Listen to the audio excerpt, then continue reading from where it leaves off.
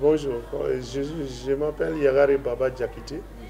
Je suis né le 14 mars 69 à Kangaba, cercle de Kangaba. Et je suis né de mon père Djigi Diakité et ma mère c'est Gundo Damele. Djigi Diakité, mon père était un administrateur civil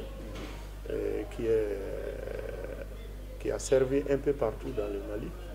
Et donc j'ai passé mon enfance à faire le tour partout au Mali.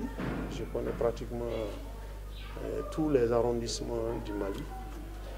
Et je suis allé à l'école dans un village qui est non loin de San, qui s'appelle Tene. J'ai commencé mes études primaires à l'école primaire de Tene.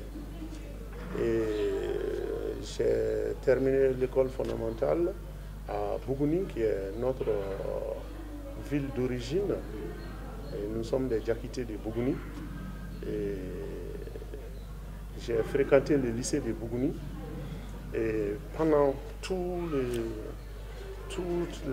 les périodes scolaires, je ne me suis pas arrêté seulement à travailler à l'école, mais j'ai appris à travailler aussi parallèlement à l'école. Ceci dit, j'ai commencé à bosser avec le Peace Corps, qui est un organisme américain avec les volontaires, à installer les volontaires un peu partout dans le cercle de Bougouni. Et c'est là depuis que j'étais en 10e année au lycée. Donc quand j'ai terminé mon lycée, j'ai fait un tour en Allemagne, en France et tout. Et ensuite je suis revenu, j'ai repris mes études encore après le bac. Donc j'ai terminé à l'ESTM avec le master en gestion des ressources humaines. Donc comme je le disais tantôt, je ne me suis pas limité seulement à aller à l'école. Depuis l'école, j'ai commencé à travailler. Et mon expérience que j'ai eue avec le Peace Corps, ça m'a ouvert beaucoup de portes. J'ai pu parler couramment l'anglais. Et ceci m'a tellement ouvert des portes que je suis très content de cette expérience. Parce que je peux dire même que ma carrière est partie de là. Si je ne parlais pas anglais, je n'allais pas pouvoir être ce que je suis aujourd'hui. Donc, ceci dit, quand j'ai terminé mes études, je suis encore reparti en Allemagne. Et j'ai fait un peu de temps là-bas, comme j'ai de la famille. Je suis né d'une très grande famille. Mon père a au moins 36 enfants. Et en plus de cela, dans notre famille, il y a même des métis, parce qu'il avait fait des mariages avec des blancs. Et puis ici, donc j'ai une sœur, une demi-sœur en Allemagne qui a beaucoup financé mes études et qui m'a ouvert beaucoup de portes en Allemagne. Tout ça qui a ajouté beaucoup d'expérience à ce que j'avais pris ici déjà. Et je suis revenu dans ce pays et j'ai commencé à travailler dans le domaine du tourisme avec une famille française. On a été les premiers à introduire, à officialiser la chasse au Mali. Donc nous avons fait des campements de safari. Et des touristes venaient, ils chassaient c'est-à-dire les oiseaux, les plumes. Et nous avons fait j'ai ouvert ces campements de chasse avec la famille Crouzé à Sanankurouni, qui est dans le cercle de Bougouni. Et ensuite, j'ai ouvert un autre campement à Ségou avec le même Crouzé et un autre ami, paix sur son âme aujourd'hui, qui s'appelait Claude Poirier. Et ensuite, j'ai installé d'autres personnes à Nyuno, notamment dans le village de Kogonou, Yves Mougnard et Elisabeth Martin, avec Joël aussi.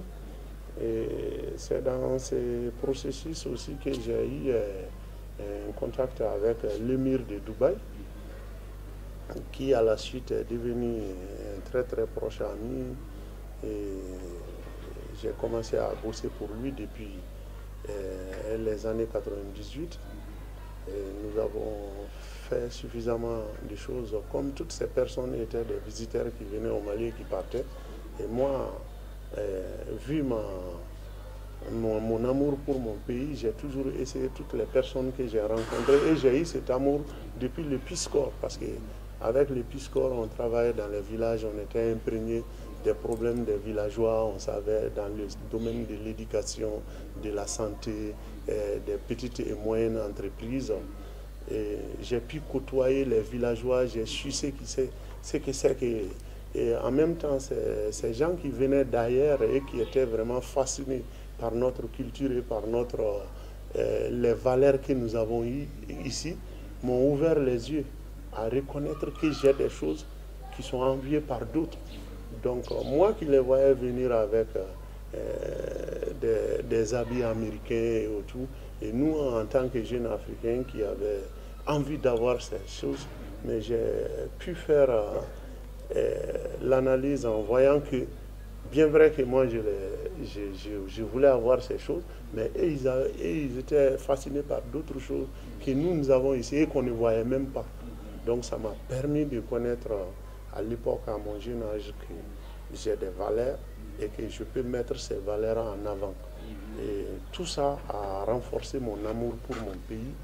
Et quand j'ai fait un premier tour dans ces pays, je me suis rendu compte aussi qu'effectivement que nous avons vraiment beaucoup de choses ici et qu'on ne voit pas, mais qui constituent réellement l'essentiel de la vie.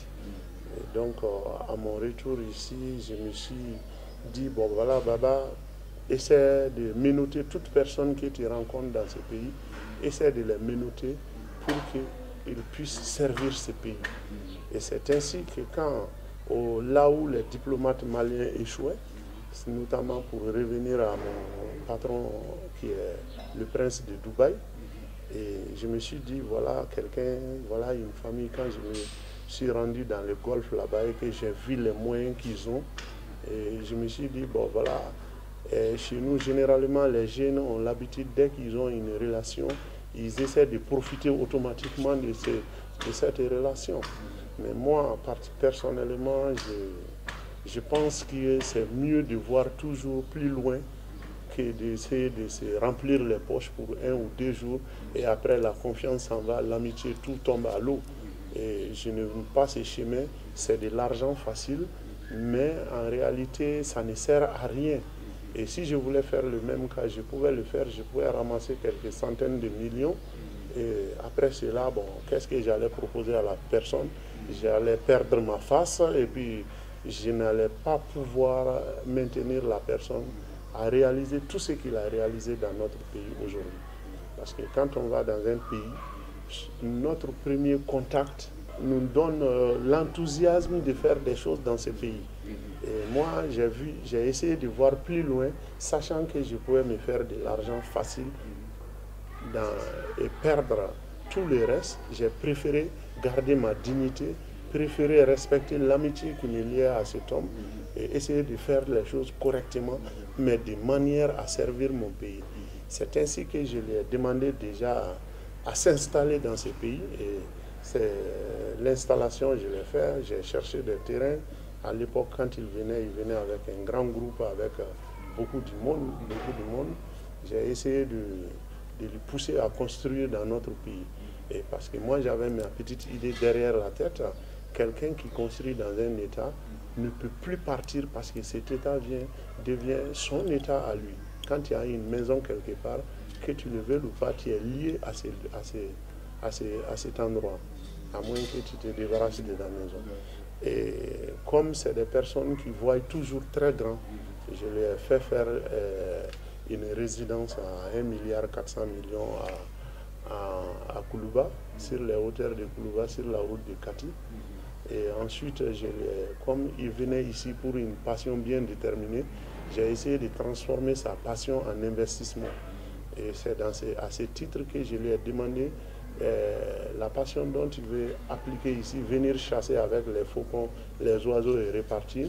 Si tu pouvais encore investir pour créer un parc, cela allait être bien pour le pays et cela allait être bien pour la population.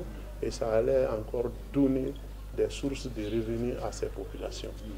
Et c'est dans cet objectif qu'on a approché les autorités compétentes à l'époque, le ministère de l'Environnement, et pour ça c'était une initiative qui allait avoir plusieurs impacts, notamment dans le domaine de l'environnement, dans le domaine du chômage et beaucoup d'autres. Donc tous les militaires, tous les employés que j'utilise depuis le début de ce projet peuvent vous témoigner, et je vous assure c'est dans beaucoup de domaines. Et on a commencé à chercher des terrains avec l'administration malienne bien sûr, et nous sommes arrivés à amondier, à faire la première ammondiation du Mali, et c'est moi qui l'ai fait. Le premier contrat d'ammondiation qui a été l'unique contrat d'ammondiation d'ailleurs qui a été signé au Mali, a été fait par moi avec le ministère de l'Environnement et l'État malien. Et ce contrat d'ammondiation avait un cahier de charges que moi-même j'ai fait pour que ça puisse bien servir le Mali, notamment reboiser et réintroduire les espèces qui ont disparu dans le nord du Mali. Et nous avons beaucoup travaillé avec les collectivités locales, tous les élus du Nord me connaissent, ils ont eu tous. C'est quoi l'ammondiation? Il faut expliquer. L'ammondiation, c'est-à-dire, l'ammondiation, c'est un genre de contrat qui responsabilise un bailleur de fonds à créer les conditions de vie pour la faune dans un domaine bien précis. Et nous avons pris quelques milliers d'hectares dans le nord du Mali, notamment entre Kidal et Ménaka. Et ça, c'était une zone désertique. Il fallait créer des points d'eau, il fallait agrandir les mares pour que les animaux puissent rester. Mais c'est un genre de parc national, mais un peu plus poussé, parce que le bénéficiaire de l'ammondiation est tenu de faire beaucoup d'efforts encore en dehors des parcs. Parce que vous êtes tenu de rendre compte, vous êtes responsable des animaux qui vivent sur le terrain, vous êtes tenu à ce que tout marche bien dans la zone. Donc voilà, comme j'avais un partenaire qui ne comptait pas les sous, donc pour investir ces sous, il fallait le prendre dans son propre piège. Donc c'est ce que j'ai fait, et j'ai transformé sa passion en investissement pour mon pays. Mais malheureusement, on a eu beaucoup de difficultés au moment où nous, on était en train de préserver la nature et la faune. En ce même moment, la corruption du Mali faisait qu'on avait des premiers responsables de la région qui se disaient amis du président et compagnons d'armes du président, qui invitaient d'autres princes à venir faire une tuerie dans le nord. J'en ai rapporté à l'État, j'ai fait mes rapports, je les ai dit que notre faune est en train de se détruire. Et il y a eu dans les journaux à l'époque la guerre des princes au nord. Et bon, je me suis battu corps et âme et j'ai eu gain de cause. Mais bon, ça trouvait déjà que le mal était fait. Parce que tout le monde se rappelle du prince Bandar qui venait de l'Arabie Saoudite et qui se déplaçait avec plus de 200 4x4 dans le nord du Mali, au vu et au su de nos autorités. Et ce sont ces choses qui m'ont beaucoup dégoûté. Et j'ai commencé à décrier, j'ai même écrit dans les journaux ici, quand l'État viole la loi, j'ai ces choses. Et on m'a appelé, les autorités à l'époque m'ont appelé pour me demander de mettre un peu d'eau dans mon vin et d'agir en malien. Je me suis dit que est-ce que agir en malien veut dire bafouer nos lois? Si agir en malien, ça veut dire fermer l'œil sur une destruction, je ne suis pas un malien dans ce cas. Parce que moi, je pense que le malien, c'est quelqu'un qui a des valeurs, qui suit ses valeurs. Nos ancêtres ont défendu ces territoires au prix de l'eau et du sang. Donc aujourd'hui, si nous qui avons eu la chance d'aller à l'école, nous ne prenons pas garde, nous ne pouvons même pas imaginer un Mali du futur et qu'on laisse des gens détruire notre pays. Et moi, je ne saurais agir en malien. Donc, à l'époque, ça a causé des dégâts dans mes relations avec, bien entendu, ceux qui se disaient les aristocrates du Mali. Mais moi, je reste fidèle à mes convictions. J'ai menotté toutes ces personnes pour qu'ils les investissent dans ce pays, parce que je croyais en cela. Je me disais que cela allait apporter d'autres choses à ces communautés qui vivent et qui n'ont rien.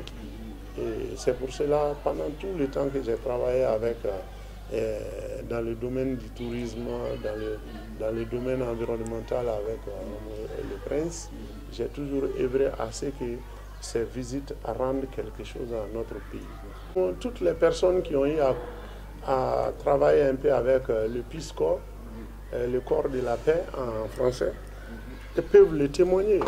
Parce que quand on voit nous ici devant la télé, nous sommes influencés par la culture américaine. Tout esprit saint aujourd'hui ne peut pas dire qu'il n'est pas américain quelque part. Si on ne porte pas les jeans, on porte les t-shirts, on a quelque part la culture américaine qui nous influence. Mais moi, quand j'avais les 18-19 ans, premièrement, mon professeur de mathématiques était un volontaire qui s'appelle John Garretti, qui venait de Montana à l'époque et qui m'a enseigné au lycée dans les années 88. Et il avait pratiquement le même âge que nous.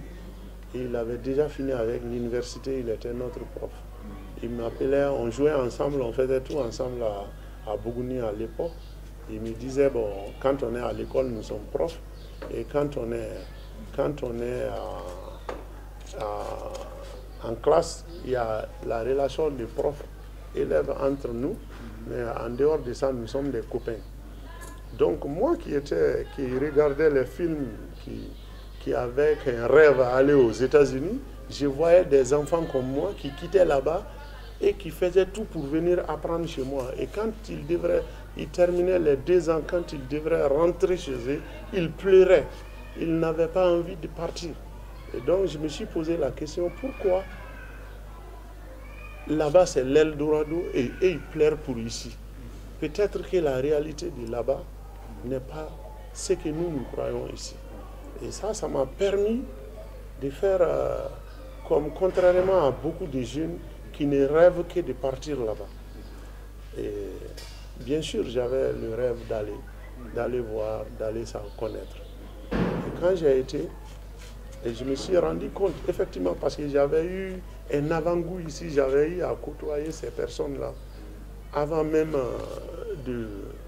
d'aller là-bas. Donc, quand j'ai été, j'ai effectivement vu qu'on a beaucoup de choses ici et que nous sommes influencés par d'autres cultures, alors que tous les problèmes de l'Afrique n'est rien d'autre que l'Africain ne vend pas bien l'Afrique. Nous ne vendons pas bien nos pays. Moi, je profite de ça pour demander à tous les jeunes Africains d'essayer de créer maintenant un système qui leur permet d'envahir le monde avec l'image de l'Afrique. Parce que quand on montre l'image de l'Afrique, ce n'est pas ce que toi et moi on est en train de faire ici. Et il n'y a que la misère qu'on montre. Alors que nous aussi, nous avons beaucoup de choses ici qui peuvent constituer notre fierté. Tant qu'on ne se connaît pas, on n'est pas patriote. Parce que qu'est-ce que c'est que le patriotisme? C'est pour aimer. Même dans ta propre famille, tu ne peux pas aimer et tu ne peux pas rien faire de bon dans ta famille si tu n'aimes pas ta famille. Il faut aimer sa famille d'abord. Et moi, quand je regarde ici, moi j'ai fait pratiquement tous les continents, mais je suis de nationalité malienne. Et je suis un Malien.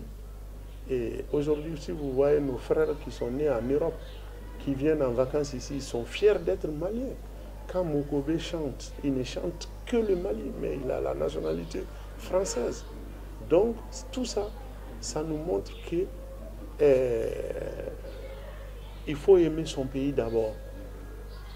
Comme on le dit chez nous, tant que tu ne te connais pas, il faut se reconnaître d'abord. Il faut connaître d'où tu viens, qui est-ce que tu es. Et ensuite, tu peux prétendre faire des choses bien. Voici une question que je veux qu'on pose à beaucoup de politiciens. Parce que quand on demande à un politicien de faire un tableau du Mali dans 20 ans, peu sont ceux qui peuvent faire cela. Ici, les gens ils confondent la politique avec le maquillage. Beaucoup de politiciens ici vont dans des salons de coiffure, se maquiller et prendre de belles photos et venir inonder les affiches avec nos villes avec des affichages, des affiches. Ils font des affichages un peu partout, très bien maquillés dans de beaux costumes, croyant que c'est cela l'image de l'Afrique, l'homme politicien, le politicien d'Afrique. Moi, je déplore tout ça. Actuellement, en ces périodes de campagne, allez-y tout au long de nos villes, vous allez voir des hommes bien cravatés dans des costumes et très bien maquillés. Et ce n'est pas ça la politique.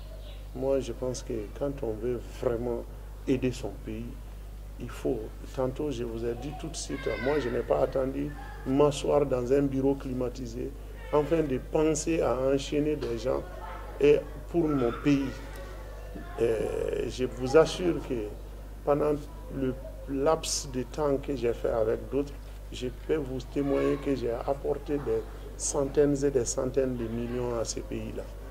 Donc je n'ai pas attendu qu'on me donne un poste de responsabilité pour servir ce pays. Donc, je demande à tous les jeunes aussi, chacun a un petit contact quelque part. Donc, chaque fois que quelqu'un est en relation avec eux, que quelqu'un peut apporter quelque chose de plus pour leur pays, il ne faut pas hésiter, il faut faire tout son possible pour ramener ça. Si aujourd'hui l'Amérique influence tout le monde, c'est parce qu'ils ont su donner l'amour de leur pays au reste de la planète. Donc, quand moi je vois un Mali dans 20 ans ou bien dans 50 ans, un Mali prospère, mais pas prospère dans les mots, avec les textes et les lois, mais en réalité, j'ai travaillé avec les volontaires dans les villages, je suis allé dans les plus profonds villages de ce pays. J'ai mis ma main dans la pâte et j'ai fait des changements dans ces villages qui est le premier impact. Aujourd'hui, ma vision du Mali, ce n'est rien d'autre qu'une vision basée sur l'éducation. Quoi qu'on fasse aujourd'hui, si nous ne nous déployons pas dans le domaine de l'éducation, rien n'est possible. Et je profite de cette occasion aussi pour interpeller le ministre de l'Éducation. Et réellement, rien ne s'est fait. Rien ne s'est fait. Et l'avenir d'un pays dépend de la qualité et de la quantité des enfants éduqués. Et aujourd'hui, on peut rêver à la démocratie. On peut rêver à tout. Mais tant qu'ils ne sont pas éduqués dans ce sens, les efforts seront vains. Nous allons faire des efforts pour rien. Aujourd'hui, même pour avoir la santé, il faut qu'on soit éduqué.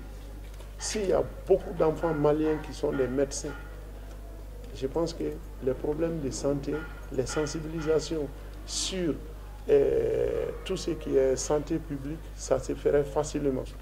Mais tant que nous allons faire de l'éducation comme si c'est quelque chose qui est réservé à des élites ou bien à une minorité, je pense qu'il n'y aura pas de progrès. J'ai été très séduit par une seule chose aux États-Unis, c'est leur système éducatif. Le système éducatif américain, c'est ce qui a fait des États-Unis ce qu'ils sont aujourd'hui. Parce que depuis les années 1700, voici des gens qui ont voté des lois, la loi de l'Ouest, qui demandait à chaque commune